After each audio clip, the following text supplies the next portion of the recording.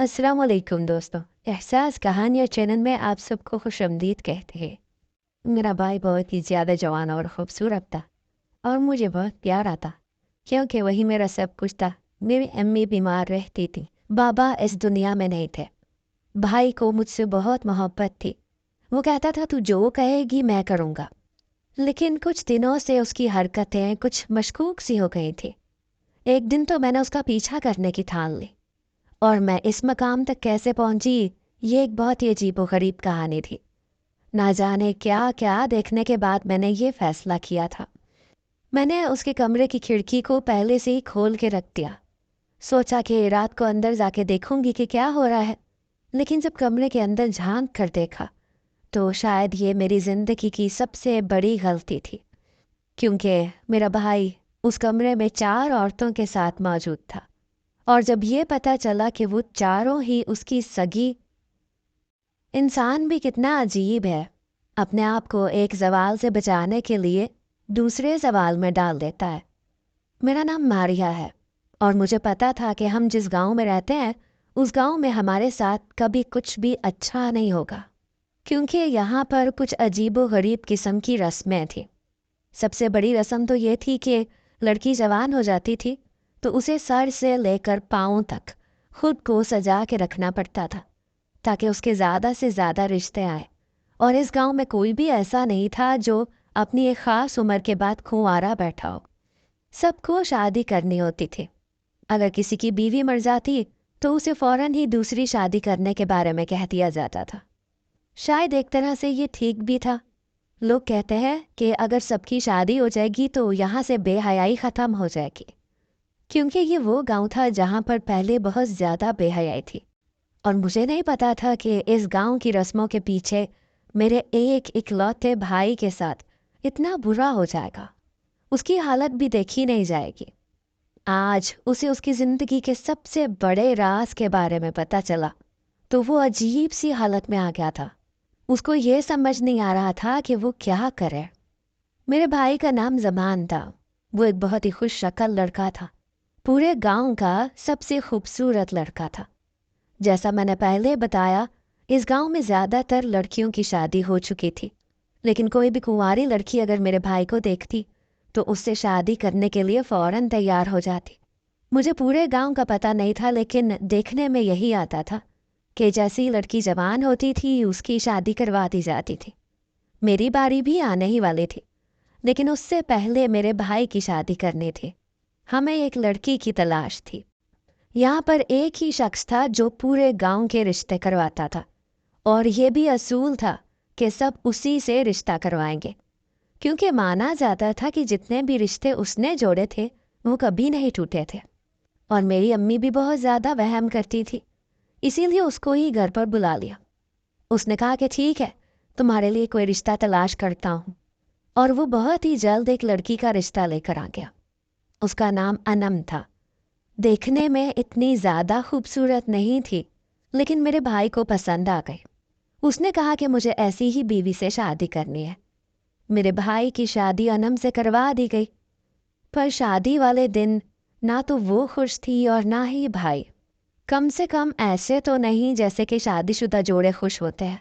ऐसी कोई खुशी नहीं थी, क्योंकि ये भी रस्म थी कि इस गांव में मर्दों को 4-4 शादियां करवाई जाती थी, और इसमें चाहे मर्द की मर्जी शामिल होती ना होती, उसकी शादी करवा दी जाती थी। मेरे भाई की दूसरी शादी करने की बिल्कुल भी नीयत नहीं थी। एक दिन हमने उससे संजीदा होकर पूछा तो उसने कहा कि मैं एक औरत को संभाल लूँ यही बड़ी बात है, मैं 4-4 औरतें नहीं रख सकता। मेरी अम्मी ने कहा कि हमें तो लगा था कि तू मजाक करता है, लेकिन तुझे नहीं पता, ये तो इस गांव का असूल है। हम यहाँ पर रहते हैं तो हमें असूल भी तो मानना पड़ेंगे। तेरी शादियाँ तो होनी ही होनी है, क्यों अभी से ऐसा दिल लेके बैठा है। उसने कहा कि मैं खुदा की कसम खा के कहता हूँ, मैं किसी और से शादी नहीं करना चाहता। मैं एक औरत संभाल लूँ वही काफ़ी है। मेरी अम्मी ने उससे पूछा कि क्यों, वो तुझे तंग करती है। कहने लगा कि तंग क्या करना है, एक जिम्मेदारी काफ़ी नहीं होती। आप किसी की बेटी को लेकर आते हैं, उसके खाने पीने की, बीमारी की, हंसी खुशी की, इज्जत की सारी जिम्मेदारी आपके ऊपर आ जाती है, आप वही संभाल लें तो बहुत है। मेरी माँ ने कहा कि 4 औरतें होंगी तो आपस में मिल के रह लेंगी।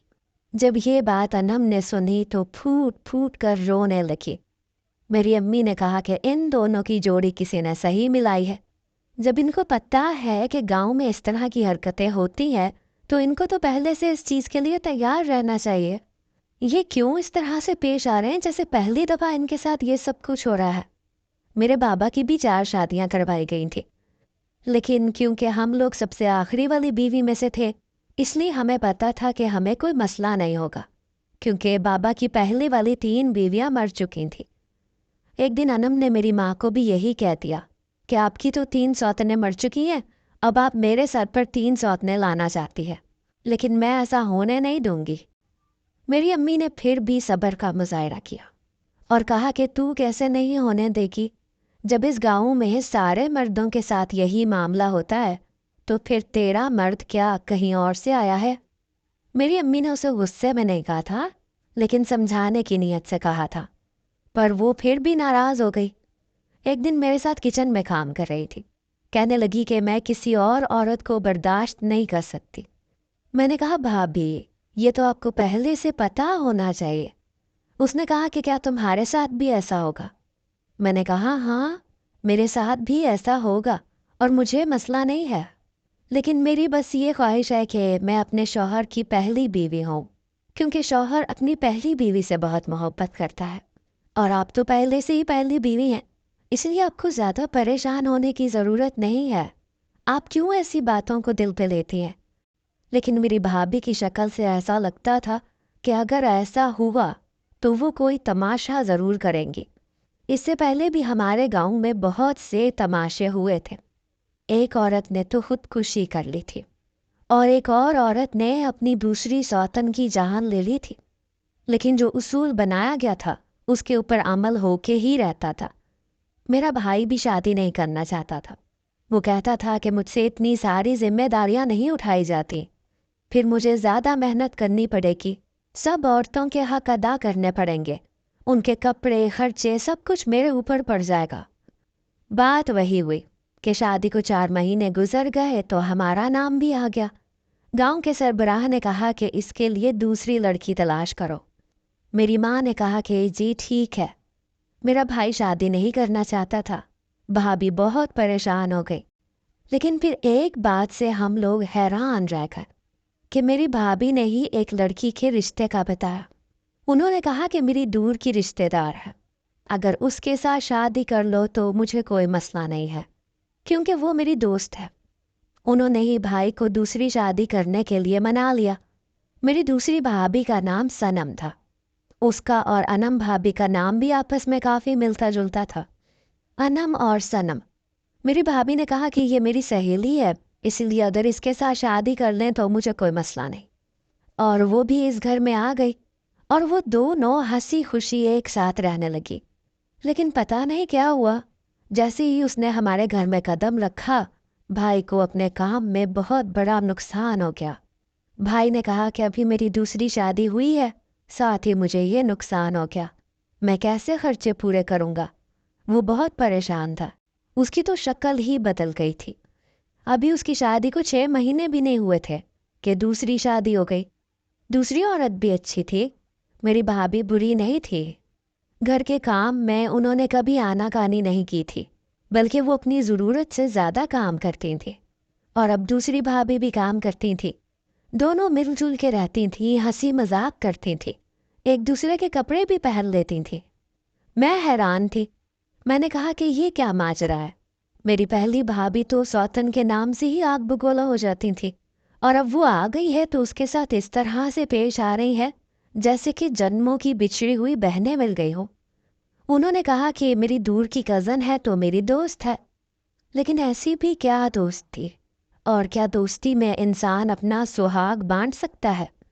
हाँ, ये बात ठीक है कि इस गांव में तो सभी ये करते थे, लेकिन दिल से और खुशी से तो कोई भी नहीं करता था। लोग तो मजबूरी से करते थे। लेकिन यहाँ पर तो मेरी अनम भाभी इतनी खुश थी कि जिसकी इंतहा नहीं। वो दोनों तो एक दिन एक ही प्लेट में बैठकर खाना भी खा रही थी, और हमारे गांव में ये भी एक तरीका था कि अगर आपने किसी से मोहब्बत जतानी हो तो आप उसके साथ एक ही प्लेट में खाना खाते हैं। अक्सर मियाँ बीवी एक ही प्लेट में खाना खाते थे, और वो मियाँ बीवी भी जो ज़माने के सामने ये साबित करना चाहते थे कि हमें एक दूसरे से बड़ी मोहब्बत है। हर मियाँ बीवी एक प्लेट में खाना नहीं खाते थे। अब वो दोनों साथ रहती, हंसी खुशी रहती। लेकिन जैसे जैसे वक्त गुजरने लगा, भाई की तीसरी शादी का मौजू सामने आने लगा, क्योंकि गांव वालों ने कहा कि गांव में बहुत सारी लड़कियां हैं। जितने भी मर्द हैं जिनकी अभी शादियों की गुंजाइश है, वो फौरन से शादी के बारे में सोचे, ताकि गांव की जो जवान लड़कियां हैं उनकी शादी हो जाए, इससे पहले कि वो लड़कियां किसी गलत काम में मुलव्वस हो जाएं। वो कहते हैं ना कि हर इलाके में एक ख़ास किस्म का हिसाब होता है। कहीं के मर्द ज़्यादा खूबसूरत होते हैं, कहीं की औरतें ज़्यादा खूबसूरत होती हैं। जैसे कहते हैं कि मुल्तान की औरतें बहुत ज़्यादा प्यारी होती हैं, जबकि मर्द वाजबी शक्ल व सूरत के होते हैं, और लाहौर की औरतें भी बहुत खूबसूरत हैं। इसी तरह पिशावर के लड़कों को बहुत खूबसूरत कहा जाता है, और सवात के मर्दों को भी बहुत खूबसूरत माना जाता है। हमारे गांव की औरतें बहुत ज़्यादा खूबसूरत थी, लंबी लंबी दुबली पतली। ऐसा लगता था कि आसमान से हूरें उतरी हुई हैं, और वो ज़्यादा जल्दी ख़राब भी नहीं होती थी। अगर उनके बच्चे भी हो जाते वो तब भी खूबसूरत ही रहती थी। उनकी जीन्स ऐसी थी कि वो कभी मोटी भद्दी नहीं होती थी, बल्कि हमेशा ही काबिल बर्दाश्त रहती थी। इसीलिए तो इस गांव में बेहयाई के बहुत से किस्से मशहूर हुआ करते थे। लेकिन जब से उसूल बना दिए गए, तब से सब कुछ ख़त्म होके रह गया। जब सबकी शादी हो जाएगी तो फिर बेहयाई कौन करेगा? ये सोच तो अच्छी थी, लेकिन बहुत सी औरतें अपनी सौतनों को बर्दाश्त कर करके पागल हो चुकी थीं, नफसियाती मरीज़ा बन गई थी। ये एक अलग कहानी थी। जब मैं ऐसी औरतों के बारे में सुनती थी तो मुझे बड़ा अफसोस होता था।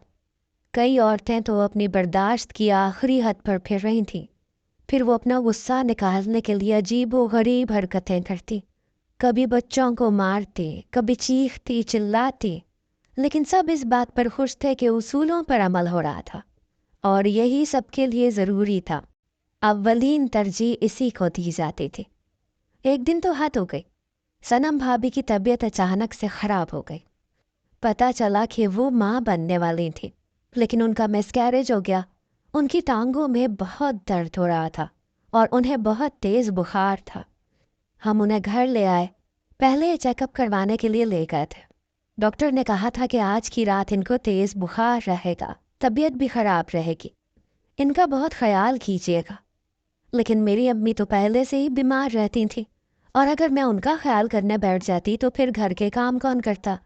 और मुझे पता था कि सनम भाभी का ख्याल भाभी तो करेंगी नहीं, आखिर अपनी सौतन का कौन ख्याल करता है। इसीलिए मैं उनके लिए सूप बनाकर जब कमरे में गई तो सामने का मंजर देख के हैरान रह गई। वो तो पहले से ही उनके लिए सूप बनाकर उनको पिला भी चुकी थी, और अब बैठी उनका सर दबा रही थी। मुझे कहने लगी कि कोई बात नहीं, तुमने सूप बना दिया तो कल पी लेगी, या तुम खुद पी लो। फिर मुझे कहने लगी कि ज़रा ठंडा पानी ले आओ, मैंने इसकी पट्टियाँ करनी है। मैं उनकी बात तो मान गई। जब सनम भाभी सो गई तो मैंने आहिस्ता आवाज़ में अनम भाभी से पूछा कि आपको इनकी इतनी फ़िक्र हो रही है। उन्होंने कहा कि मैं फ़िक्र नहीं करूँगी तो कौन करेगा, आखिर को ये मेरी। उनकी ज़ुबान रुक गई। मैंने उनका जुमला पूरा करते हुए कहा कि ये आपकी सौतन है, और आप इनके लिए इतनी फ़िक्रमंद हो रही हैं। उसने कहा कि तुम्हें क्या मसला है? तभी तुम कहती थी कि यहाँ पर तो ये सब कुछ होता है, मुझे इस सब के लिए तैयार रहना चाहिए। अब मैं तैयार हूँ तो तुम कहती हो कि ऐसा क्यों करती हो? मैंने कहा कि हाँ, लेकिन इतना तो मैंने किसी को भी नहीं करते देखा। बड़ी अम्मी के साथ हमारी अम्मी के ताल्लुकात भी बड़े ख़राब थे। मुझे बचपन में याद है, वो हमेशा एक दूसरे से लड़ती रहती थी, और पूरे गांव में भी यही सब होता रहता है। आपने देखा नहीं, कभी किसी घर से शोर की आवाज़ आती है, कभी किसी घर से। लेकिन मुझे लगता है कि आप दिल की बुरी नहीं है, फिर आप अपने आप को बुरा क्यों बना के रखा हुआ है? भाभी ने कहा कि बस यही ज़िंदगी है, करना पड़ता है, मैं इसका ख्याल नहीं करूँगी तो कौन करेगा। तुम घर को संभालो, मैं इसको संभाल लूँगी, और फिर हम दोनों की खुशी एक ही इंसान में है और उसके लिए भी हम दोनों ही अहम हैं। मैं अपनी अना और ज़िद को आगे रख के इस घर का माहौल नहीं ख़राब करना चाहती। मैंने कहा कि ये तो आपने बहुत अच्छी बात की, अल्लाह आपको इसका अजर ज़रूर देगा। पर दरअसल अभी भी मुझे ये सब कुछ हज़म नहीं हुआ था। वो तो सनम भाभी के पैरों तक की मालिश कर रही थी, उनके पाँव तक दबा रही थी। ये मंजर किसी को भी हज़म नहीं हो सकता था। खैर वो ठीक हो गई। उसके बाद भाई की तीसरी शादी करने का फिर से शोर पड़ गया, क्योंकि जब पहले कहा गया था तो उन्होंने नज़रअंदाज कर दिया था। इस दफ़ा बाकायदा हमारे घर पर एक बंदा आ गया। उसने कहा कि आप लोग लड़की तलाश करना शुरू करें, नहीं तो गांव का सरबराह अपनी मर्जी से किसी लड़की से शादी करवा देगा। जैसे ही ये बात हुई तो सनम भाभी के दिल पे लगी। उन्होंने कहा कि नहीं नहीं, हम खुद ही तलाश कर लेंगे। उन्होंने ऐसे क्यों कहा कि हम खुद ही तलाश कर लेंगे? क्या उनको भी अनम भाभी की तरह तीसरी सौतन लाने का शौक था? मेरे मुंह से ये बात निकली और सच हो गई। वो वाकई अपनी मर्जी से तीसरी सौतन ले आई और उन्होंने कहा कि ये मेरी सहेली है। उसका नाम समन था। उन तीनों के नाम इत्तफाक से ही मिलते जुलते थे, या मैं पागल हो रही थी। खैर अब वो भी इस घर में आ गई। उसकी शक्ल सनम भाभी से बहुत ज़्यादा मिल रही थी। उन्होंने कहा कि ये मेरी फुफ्फो की बेटी है, और मैं ये हिसाब लगाने बैठ गई कि फुफ्फो की बेटी है तो फुफ्फो की शादी तो किसी गैर से हुई होगी, तो फिर उनकी शक्ल इतनी आपस में क्यों मिलती है? खैर थी तो वो उनकी रिश्तेदार ही। अब वो भी इसी घर में रहने लगी और मेरे भाई पर मज़ीद एक औरत का बोझ पड़ गया। और फिर ये तीनों उसके साथ झगड़ा भी बहुत करती थी। ऐसे नहीं था कि अच्छे तरीके से रहती थी, आपस में तो मिलजुल के रहती थी, लेकिन भाई के साथ झगड़ा ज़रूर करती थी। कभी कोई नाराज़ हो जाती थी, कभी कोई नाराज़ हो जाती थी, इसीलिए भाई परेशान रहता था। एक दिन तो वो बाहर बैठा था और मुझे पता भी नहीं था। मैंने उस तरफ झाड़ू फेरना शुरू कर दिया तो उसने कहा क्या हो गया है, मैं इधर बैठा हुआ हूँ। मैंने कहा आप इधर क्यों बैठे हैं? अभी अभी आपकी तीसरी बीवी आई है, आप उसके साथ टाइम क्यों नहीं गुजारते? मुझे काम करने दे। उन्होंने कहा कि बस मुझे यहीं पर बैठा रहने दो, मुझे अकेला छोड़ दो। मैं अपने भाई के लिए बड़ी फिक्रमंद थी, क्योंकि मेरा एक ही भाई था, लेकिन फ़िलहाल ना तो मैं उससे खुल के बात कर सकती थी, ना ही उसकी जिम्मेदारी कम कर सकती थी। शायद मैं उसकी तकलीफ़ समझ भी नहीं सकती थी। अब मेरी तीनों भाभियाँ अनम, सनम और समन एक साथ हंसी खुशी रहती थी। मैं उनको देख देख कर हैरान होती थी। ये बात पूरे गांव में भी फैलने लगी कि ये वाहिद घर है जहाँ पर 3 सौतनें एक साथ रहती हैं, लेकिन आपस में एक दफ़ा भी झगड़ा नहीं हुआ। मेरे भाई को भी लोग कहते थे कि तुम क्या करते हो, तुम्हारे पास कौन सा कुलिया है, हमें भी बताओ, हम भी अपनाएं, क्योंकि हमारे घर में तो झगड़ा ही पड़ा रहता है। पिछले दिनों हमें ये भी सुनने को मिला कि एक सौतन दूसरी सौतन के सर में इस्त्री दे मारी और उसका इतना बुरा हाल हो गया कि वो अस्पताल पहुंच गई। मेरी अम्मी भी लोगों को बड़े फ़ख्र से बताती थी। वो कहती थी कि मैंने इन तीनों को सीधा रखा हुआ है, जुर्रत है भला एक दूसरे से लड़के तो दिखाएं। मेरा भाई भी लोगों को कह देता कि पता नहीं शायद मेरी किस्मत अच्छी है, लेकिन मैं जानती थी कि इसमें किसी का भी कोई कमाल नहीं था, बल्कि इन तीनों का अपना ही कमाल था, जो ये एक दूसरे से लड़ती झगड़ती नहीं थी और एक साथ खुश रहती थी। और जब चौथी शादी की बात हुई तो तब भी इन तीनों को कोई मसला नहीं था। अब हमारे घर में मेरे भाई की चौथी शादी होने वाली थी। इस दफ़ा तो वो ये सोचने लगा कि हम यहाँ से कहीं चले जाते हैं, बस जितनी हो गई सो हो गई, मैं एक और औरत नहीं लाना चाहता। लेकिन मसला ये था कि हमारे पास जो ज़मीनें थीं वो सरबराह की थीं, यानी हम उनकी ज़मीनों पर काम करते थे, उनकी कमाई भी हम खाते थे, लेकिन उसका एक हिस्सा सरबराह को देते थे, और वो ज़मीन सरबराह की थी। अगर हम यहाँ से जाते तो हमारे पास घर के सामान के अलावा कुछ भी नहीं होना था और हमें फिर सिफर से सब कुछ शुरू करना पड़ता। अब कुछ मेरी भी शादी होने वाली थी। अम्मा ने कहा कि बस चौथी बहू आ जाए, उसके बाद मैं अपनी बेटी की शादी करवा दूंगी। और मेरी जिस घर में शादी हो रही थी, मैं वहाँ पर दूसरी बीवी बन के जा रही थी। मेरी अम्मी ने कहा कि मैंने अपनी बहुओं के साथ कभी कुछ बुरा नहीं किया, तो मेरी बेटी के साथ भी बुरा नहीं होगा। मेरी शादी जिस घर में हो रही थी वहाँ पर पहले से ही एक औरत मौजूद थी, और सुनने में आया था कि बड़ी ख़तरनाक थी। मैंने अपनी भाभीयों से पूछा कि आप मुझे कोई तरीका बताएं, आप लोग कैसे एक दूसरे के साथ इतनी खुश असलूबी से रहती हैं, मुझे भी कोई टिप्स दें। तो वो इस बात पर हंसने लगी। उन्होंने कहा कि जो हमारी टिप है ना, वो तुम्हारे काम नहीं आने वाली, तुम अपने नसीब के लिए दुआ करो। मुझे उनकी ये बात कुछ समझ नहीं आई और मुझे गुस्सा भी आ गया। मुझे ऐसे क्यों लगता था कि कोई गड़बड़ है, और मुझे यकीन तब हुआ जब चौथी लड़की भी ये लोग अपनी पसंद से ले आए, यानी कि मेरी भाभीयों की आपसी पसंद से वो लड़की आई थी। ये सब एक दूसरे की रिश्तेदार थी और वो भी इन्हीं की रिश्तेदार थी। और जब मैंने उसका नाम सुना तो मेरे कानों से धुआं निकल आया। उसका नाम अमन था। ये इनके नाम क्यों आपस में मिलते थे? क्या सारे इत्तेफाक हमारे ही घर में हो रहे थे? अम्मी ने कहा कि तू चुप कर जा, अपनी शादी की तैयारी कर। वो भी बाकियों के साथ हंसी खुशी रहने लगी। कभी ये लोग आपस में कोई चीज़ बना के छोटी सी पार्टी कर लेते, कभी एक साथ बैठे हंसी मजाक कर रहे होते। हमारे यहाँ ज़्यादा कोई होटल या इस तरह का माहौल तो था नहीं। घर में ही कुछ बना लेते थे, मिलजुल कर खा लेते थे। एक दिन तो बहुत ही अजीब बात हुई। जब मैं कमरे में गई तो मैंने कहा कि अकेले अकेले पार्टी हो रही है, मुझे भी बुला लेते। समन भाभी के मुंह से एक बात निकली जो मुझे हैरान कर गई। उन्होंने कहा कि हम बहनों में तुम्हारा क्या काम? मैंने कहा अच्छा, आप लोग बहनें हैं? आप लोग बहनें तो नहीं हैं। उन्होंने कहा कि पर हम रहते तो बहनों की तरह ही हैं। कहते हैं कि ज़रूरत से ज़्यादा मीठा इंसान के लिए शुगर का बायस बनता है, और उनके आपसी रिश्ते की मिठास से मुझे शुगर हो गई थी।